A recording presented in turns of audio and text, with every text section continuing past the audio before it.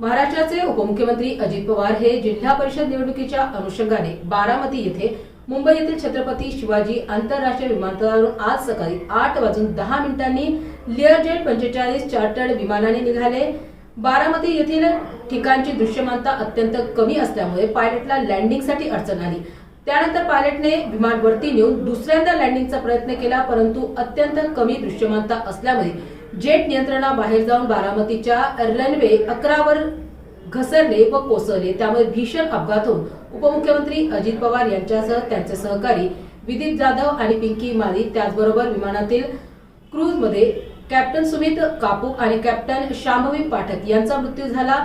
या घटनेने बारामती, महाराष्ट्रासह संबंध देशभरात एकच खळबळ उडाली। महाराष्ट्राचे उपमुख्यमंत्री अजित पवार हे जिल्हा परिषद निवडणुकीच्या अनुषंगाने बारामती येथे मुंबई येथील छत्रपती शिवाजी आंतरराष्ट्रीय विमानतळावरून आज सकाळी 8:10 लिअरजेट 45 चार्टर्ड विमानाने निघाले। बारामती येथील ठिकाणची दृश्यमानता अत्यंत कमी असल्यामुळे पायलटला लँडिंगसाठी अडचण आली।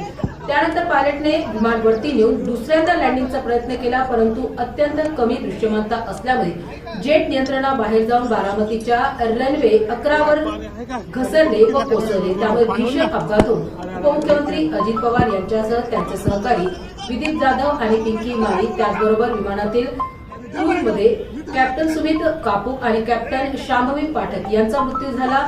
या घटनेने बारामती, महाराष्ट्रासह संबंध देशभरात एकच खळबळ उडाली।